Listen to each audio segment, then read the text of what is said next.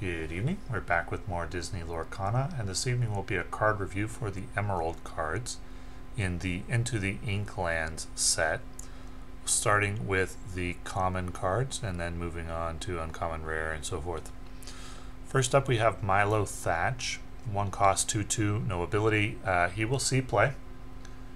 I think all of the 1 cost 2/2s will see play in some deck. It's a strong, solid 1-drop, and he's also a shift target for the higher cost Milo Thatch. So this will definitely see play, and a card that you won't be sad to see to come out of a pack. Zazu, 1 cost 2/1. While this character is at a location, he gets +1 lore. A 1 cost with 2 lore is very strong, so this may see play in decks with locations. The locations that we've seen so far that are good, Queen's Castle definitely, so could Zazu be played in an Emerald Amethyst or green-purple deck? Maybe. I think you're still probably going to run 1 cost 2/2s for consistency, or something like Cinderella if you're running Amber, but he could potentially see play in a location-heavy deck. Certainly not as bad as the typical commons that we've been seeing from yellow or purple. DeVille Manor, Cruella's Estate. It's a 1 cost, 1 movement cost, and 4 health with 1 lore. I don't think the 4 health is high enough for this to see much play. That is too easy to deal with. You're probably going to get 1 lore out of it, but you might not with only 4 health, and it's certainly a bad card late game. So this one probably won't see much play. I Will Find My Way. It's a song, 1 cost.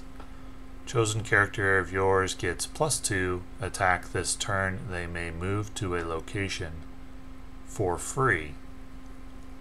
So it allows you to trade up and negate the movement cost of a location. It's not bad. I don't think I've seen this featured in any competitive decks. The value is decent. If you can't get a character to stick to the board, though, the value is terrible. That's really the problem. I mean, you could still get him to move to a location for free. Is that going to be worth your 1 cost? If the cost of moving is 2, and it's something you want to do, yeah, for sure it is. This could see play. I think this card may be underrated. I haven't seen it featured in any decks, but I think it may be underrated. I kind of like the look of it. I may try it out in a deck myself. Airfoil, 2 cost. It's an item. Exert, if you've played 2 or more actions this turn, draw a card. Probably won't see play because that's probably too difficult a condition to fulfill if you've played 2 or more actions. I can't think of many turns in this game when I play 2 or more actions in a turn, except for in the end game. And I don't think this card is good enough to be played end game, because you'd probably, to be a good end game card, you'd probably need to draw like 3 or 4 cards. That's difficult to do, so this seems underwhelming and probably doesn't get played much. Sir Hiss, 2 cost, 3/1, evasive, 1 lore. 1 health really hurts this card. It gets just sniped by Tinkerbell from the steel color, and so yeah, I don't see this getting played at all. Skippy, 2 cost, 2/2 with ward. I mean, the ward is the reason you would play it, because 1 lore isn't good, 2/2 isn't good, so does ward make up for it? Not really. No, not really. So this is another common that's not going to see much play. It's going into the binder, never to emerge again. Except in like, you'd see it in a sealed deck type environment, but apart from that, no. Strike a Good Match, 2 cost. A character with cost 2 or more can exert to sing this. Draw 2 cards, then choose and discard a card. So it's a cycle through your deck type of card, and Some players like those a lot, some don't. It depends on the deck. It basically shrinks your deck size. Makes it easier to get to your combo pieces, so combo decks will like cards like this, whereas others may not want to use a slot on a cycle through your deck type of card. It doesn't generate any card advantage. It just helps you get through your deck to other cards at a cost of 2 energy. And so if you're going to play a card like this and you need to have combos in your deck, that will make up for basically wasting 2 energy to get to your combo. And with certain combos, that is well worth it. But if you're not playing combos, probably don't want to play this in the deck. But for a common, I mean, the commons we're seeing from Emerald so far are actually pretty decent. Flotsam Riffraff, 3 cost, 5/2 in stats. Your character's name Jetsam, get +3 attack. So let's take a look at Jetsam as well. Jetsam, 3 cost, 2/2 as ward. Your character's name Flotsam, get ward. So together you're paying 6 cost for 14 in stats, 2 lore, and they each get ward. 5/2 and 5/2.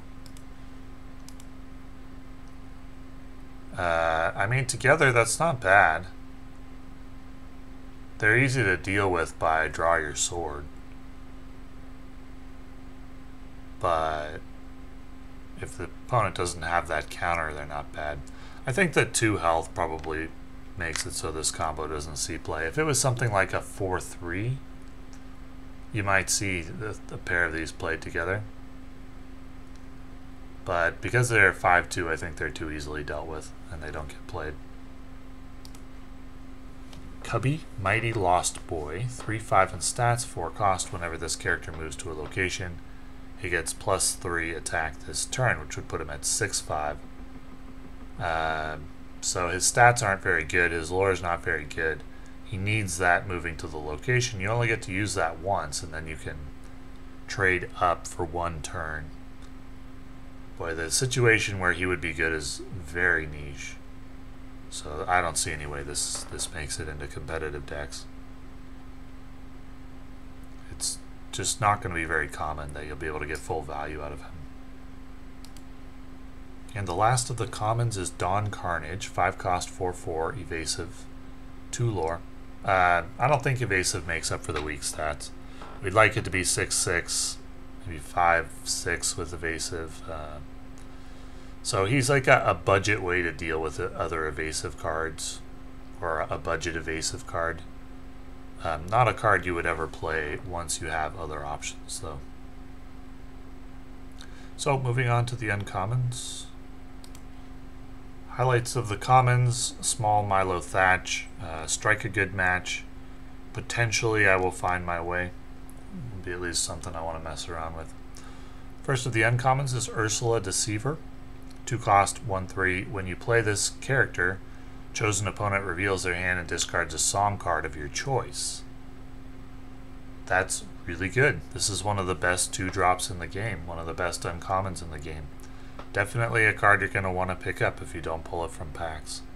Really, really strong card. I think it makes its way into almost every Emerald deck.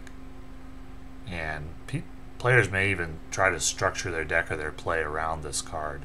Their mulligan strategy. This card is so strong it's going to affect players' mulligan strategy, where they may throw away songs early in the game because they know you're playing Emerald and therefore Ursula Deceiver. This card is really, really strong.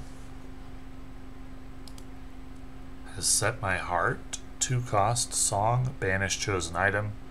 Alright, it's a way to deal with items, but I think there are other better ways to deal with items that are more efficient. You're going to ink this if you don't see an item on the table. At least it is inkable, so it's not terrible. And if you are lacking other ways to deal with items in your collection and you're facing items in your meta, you may think about Has Set My Heart. It's not terrible for sure, but I think there are probably better ways to deal with items if you have more access to more cards. Robin's Bow, 3 cost, not inkable. Exert to deal 1 damage to chosen damaged character or location. To help you finish characters off, or whenever a character of yours named Robin Hood quests, you may ready this item. so you can use it twice, but the caveat that the character location has to be damaged is a pretty big one. It could help you finish things off. I don't think it's going to see play. I think it's too expensive, and I think the not inkable hurts it a lot. It's interesting, but I don't think it will see play. I think it's cumbersome. Cusco's Palace, 3 cost, 3 movement cost. That's a lot. 7 health, only 1 lore. Whenever a character is challenged and banished while here, banish the challenging character. Well, that's a really good effect. You could use I Will Find My Way with Cusco's Palace. I Will Find My Way with Cusco's Palace actually seems really strong for certain characters. That's hard to deal with. So what the opponent's probably going to do is just down the location ASAP if you successfully get a character there. And will the location last long enough to get you value that will justify the investment? I don't think so. I think 7 health is too low. And only giving you 1 lore is low. So the opponent isn't going to ever challenge a character that you have there. They're just going to down the location. So it'll give you a turn or 2 of extra questing or whatever the character's effect is. But that's about it. And is that worth 3 cost and then the 3 movement cost as well? No. Is it worth 3 cost plus I Will Find My Way? Maybe, but that's a 3-card combo you're talking about, and that's not easy to set up, so probably this doesn't see play. It's possible, though. It's possible there'd be some combos that would be good with this. Wildcat, 3 cost, 2/3 evasive, banish chosen item, exert to banish chosen item. That's a good way to deal with an item. You could deal with multiple items even, since he does have evasive. This is strong. This is a strong way to deal with items. It's much better than the song that we just saw, I think. Yeah, this is definitely an option. Could be a 1 of, maybe a 2 of if items are in your meta and you're playing Emerald. It's inkable if you don't need it. I like it. It's good. Good way to deal with items. Good counter card. Cloud Kicker, 3 cost, 2/2. When you play this character, you may return chosen opposing character with 2 attack or less to their player's hand. That's really, really good. This is a really strong uncommon, really strong card in general. And I see it in a lot of Emerald decks. I like it a lot. Very, very good cards. This card and Ursula. Emerald is looking really good in this set. Emerald's got a lot, getting some help here. And it's looking powerful so far. Jafar from Amethyst was really, really good, but these uncommons, Ursula and Kit, I'm liking a lot. Wildcat's gonna have a place. Very strong cards. Friar Tuck, Priest of Nottingham, 4 cost, 2/4. When you play this character, the player or players with the most cards in their hand choose and discard a card. No, it's too weak, except in a multiplayer setting. If you can force 2 opponents to discard a card, then he's good. But in 1v1, I don't think this is strong enough, just discarding 1 card with his stats. And he's probably understated because they didn't want him to be super overpowered in multiplayer, but yeah, I don't think he's good enough in solo. Prince John, Phony King, 5 cost, not inkable, 2/4. Whenever this character quests, each opponent with more lore than you loses 2 lore. Again, another multiplayer focused card. This is really good in multiplayer, but pretty weak in solo and not inkable, so I think this and Friar Tuck really only see play in multiplayer environments with more than 2 players. I don't think they're good enough in solo, and they seem like they're balanced more around multiplayer. Last of the uncommons is Starkey, 7 cost, 6/6, 3 health. It's like a budget end game card. You wouldn't play this if you have like a full collection, but you might play this as a substitute or if you're on a budget, and it'll do just fine for you. 6/6, 3 lore. Strong stats. The reason why you would not play this if you have other options is because, in particular with your high cost drops, you want them to do something right away. You don't want them to basically be 7 cost for nothing if the opponent can deal with it immediately, with like a Genie or a Hades or, you know, any number of things. So you want it to have some effect so that you get some value for your cost, regardless if the opponent can deal with it right away. And with Starkey you won't. So the only reason you would play this is in a budget deck when you don't have other options available. Moving on to the rares, the highlights of the uncommons: Ursula Deceiver, Kit Cloudwalker for sure. Those cards are going to see you play a ton of competitive Emerald decks. And then also Wildcat is not bad. So Cursed Merfolk, 1 cost, 0/1. Whenever this character is challenged, each opponent chooses and discards a card. I like this card a lot. With 2 lore, the opponent can't leave it on the table, and he has to discard a card if he challenges it. This is really, really good card. It's not inkable. That is a significant downside, but I think this card is going to see play a lot. It's really strong. Really, really strong. It'll synergize with other cards that make opponent discard stuff. Yeah, it's basically, I would handicap it similar to a 2/2 in stats with that effect. And then it also has 2 lore. So you get 1 extra lore in exchange for not being inkable, which I think is fine. So this is really good. Really, really good card. Morph, 2 cost, 2/1. You may play any character with shift on this character as if this character had any name. 1 lore. Also another really good card. It's going to see play in a lot of competitive decks. It's very versatile. It's inkable. And this is really strong. Enables combos with shift characters. 2 very good cards to start off the rares in Emerald. Emerald is looking really, really strong this set. We're going to see a lot of Emerald, I think.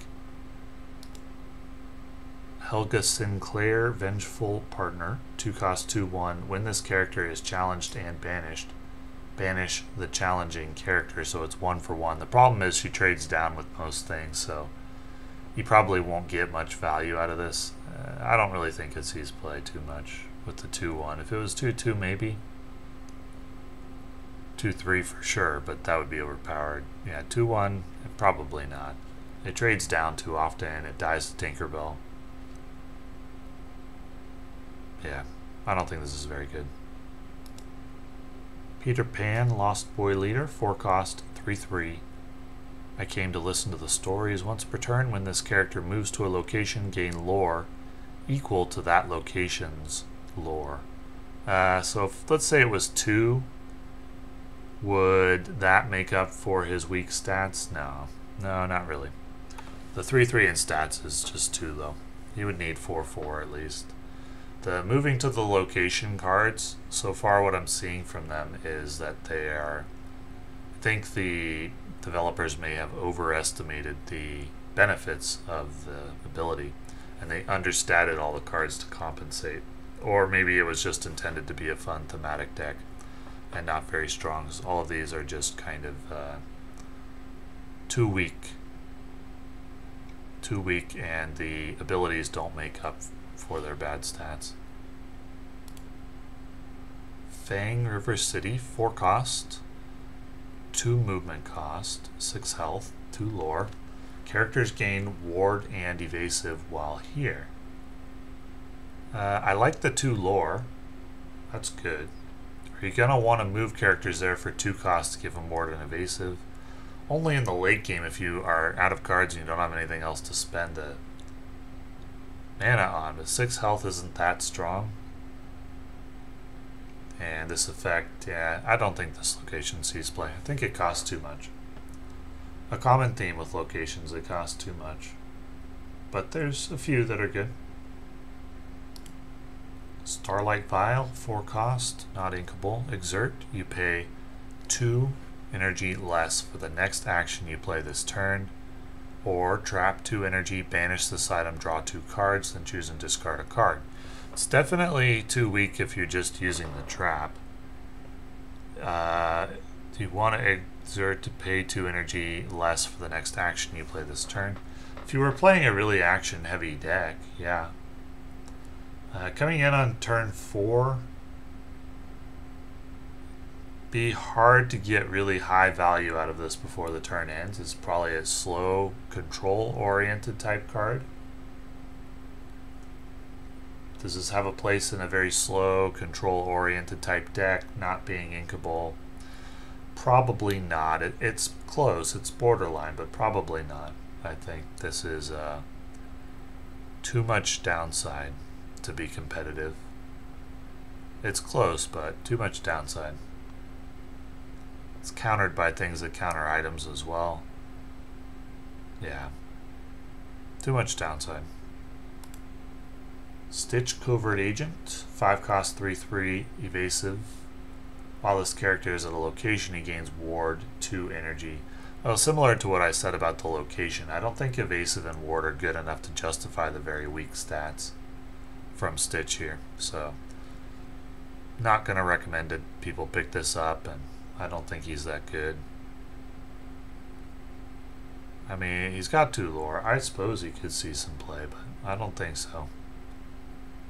I think those the 3/3 is just too weak, and I don't think locations are going to be common enough that you'll want to play him. Robin Hood Daydreamer, 6 cost, 4/5 in stats, 4 lore. The 4 lore is a lot, but as I said earlier, with the high cost characters, you really want them to give you something right away in case the opponent can deal with them right away. And Robin Hood doesn't. Now, he can really punish the opponent if the opponent can't deal with him right away. But most of the time they'll be able to. They'll along came Zeus with him. They'll Genie, they'll Hades, they'll whatever, and you won't get anything for your 6 cost. But for, and he's not even really a budget card because he's a rare. But if you could protect him, if you could like get him to that location, pay 6 and then 2, but that's a high investment. So I don't think Robin Hood will get played. I can kind of see the combos they're going for, but I think those combos are too hard to set up and a little bit too unwieldy for people to really invest deck spots and resources into doing it.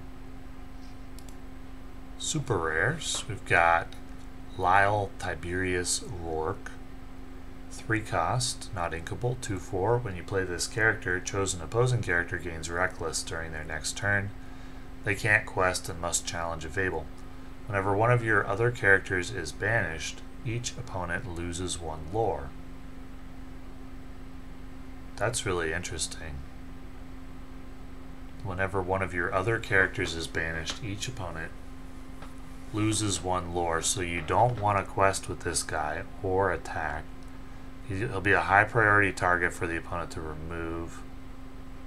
It's not going to be that hard to remove with 4 health. This is an interesting card. I don't think I've seen it featured in any decks so far, but maybe another underrated card. The granting the opposing character Reckless, okay. And then you force the opponent to banish one of your characters. Each opponent loses a lore. That's a really interesting card. I like it. I might put it in a deck in the future and to see how it does. But you'll get sat. It'll always be a target for getting bounced. It'll always be a target for removal. And so most of the best competitive decks, the characters are going to do something right away when they come onto the board. And this doesn't, except for giving an opposing character Reckless, which could be good for you.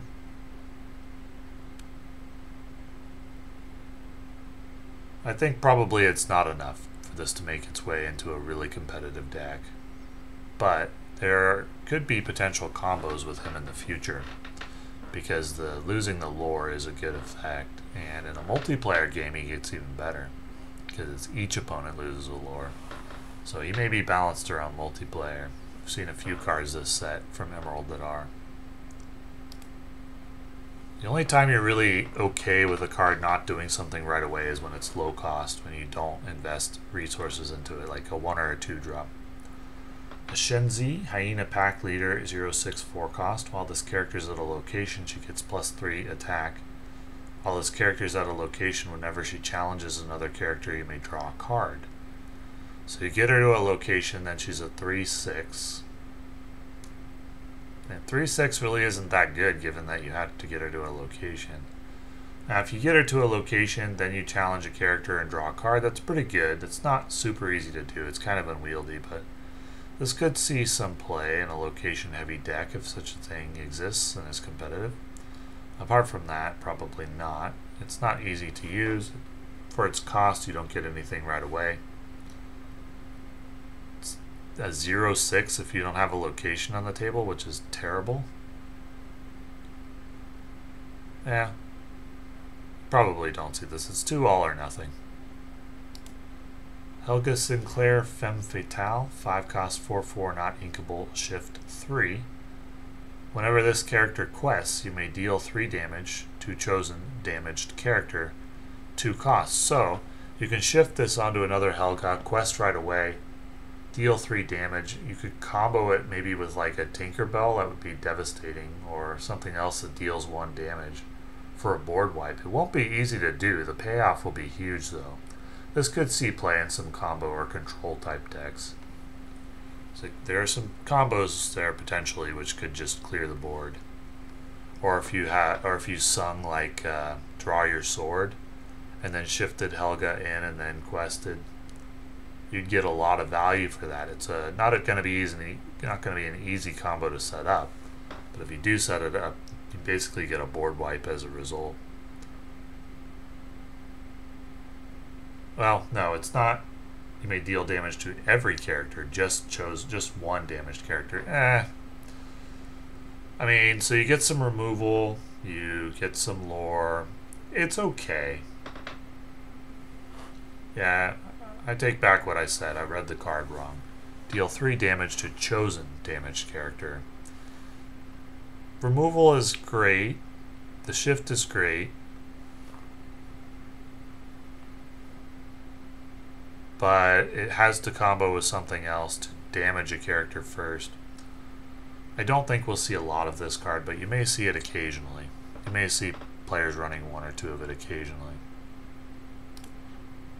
And finally, the legendaries for Emerald. Ursula, Deceiver of All, 3 cost, 2/3. Whenever this character sings a song, you may play that song again from your discard for free, then put it on the bottom of your deck. That is really, really powerful. Really strong card. Definitely going to be one you want to pick up. It's going to command a high price, I'd imagine, as a single. Definitely, it's comparable to Jafar from Amethyst in its overall strength. And Emerald is in really good shape. Best of the sets that we reviewed so far and Into the Inklands. Ursula, Jafar are going to be the must-have legendaries we've seen so far. And then there's a couple of uncommons and a couple of rares from Emerald that are really good too. And then Milo Thatch, the 1-drop, is decent as well. Emerald looking really good. Ursula, very, very strong card. You're going to see a lot this set. Decks will be built around her. Gonna want 4 of, and it'll be expensive. Milo Thatch, King of Atlantis, 7 cost, 4/4, is shift 4. When this character is banished, return all opposing characters to their player's hands. 3 lore, so you can shift him onto the 1-drop Milo Thatch, then attack, and when he's banished, you wipe the board for your opponent. That's really strong. I think we're going to see this character played in Emerald decks, in control-oriented decks. I like the card. It's good. It's really good. Not easy to play around. Doesn't give you anything right away. He's vulnerable to being returned to the hand, for sure, with that high cost. But if you shift him into play, you can negate that. Shift them into play, attack, get banished. Clear the board. That's really strong, potentially game changing. I like Ursula Deceiver of All more, but I like this card a lot too, and it's going to be one I'll experiment with. I don't recall if I've seen him in any competitive decks yet. I think he's good. With the 1-drop Milo Thatch, which is a 2/2, I think he's good.